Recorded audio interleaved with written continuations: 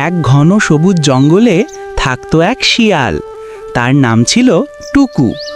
টুকু খুব বুদ্ধিমান, কিন্তু একটু বেশি ধূর্তও ছিল। সে সব সময় ভাবত কিভাবে কম পরিশ্রমে বেশি লাভ করা যায়। একদিন টুকু খুব ক্ষুধার্ত হয়ে জঙ্গলে ঘুরছিল। হঠাৎ সে দেখতে পেল একটি কুয়োর পাশে কয়েকটা পাখি বসে আছে। টুকু দৌড়ে গিয়ে উকি দিল কুয়োর ভেতর। পরিষ্কার জলে সে নিজের প্রতিবিম্ব দেখল। গলায় ঝুলে থাকা ছায়াটা দেখে টুকু ভাবল, ওহ, আরেকটা শিয়াল, নিশ্চয়ই তার কাছে অনেক খাবার আছে। লোভে পড়ে টুকু এক লাফে কুয়োর ভেতরে নেমে গেল।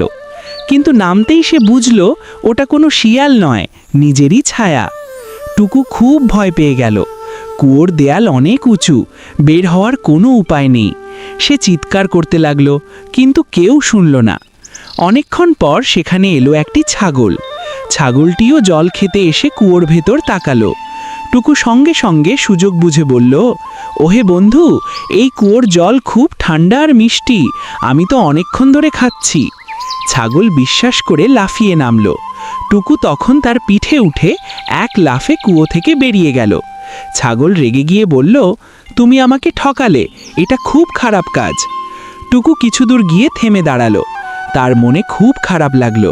সে ভাবল, আমি আজ বাঁচলাম ঠিকই, কিন্তু আমি কি ঠিক কাজ করলাম? সন্ধেবেলা টুকু বনের ধারে বসেছিল। তখন সে দেখল কিছু প্রাণী একসঙ্গে খাবার ভাগ করে খাচ্ছে। কেউ কাউকে ঠকাচ্ছে না, সবাই সুখে আছে। সেই দিন টুকুর মনে পরিবর্তন এলো। পরদিন সে ফিরে গিয়ে ছাগলকে কুয়ো থেকে বের হতে সাহায্য করল।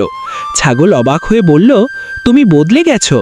টুকু লজ্জা পেয়ে বলল, হ্যাঁ, আমি বুঝেছি চালাকি দিয়ে সাময়িক লাভ হয়, কিন্তু ভালোবাসা আর সততা দিয়েই সত্যিকারের সুখ আসে। সেদিন থেকে টুকু আর কখনো কাউকে ঠকায়নি। সে বনের সবার বন্ধু হয়ে উঠল। বুদ্ধির সঙ্গে সততা আর দয়া না থাকলে সেই বুদ্ধির কোনো মূল্য নেই।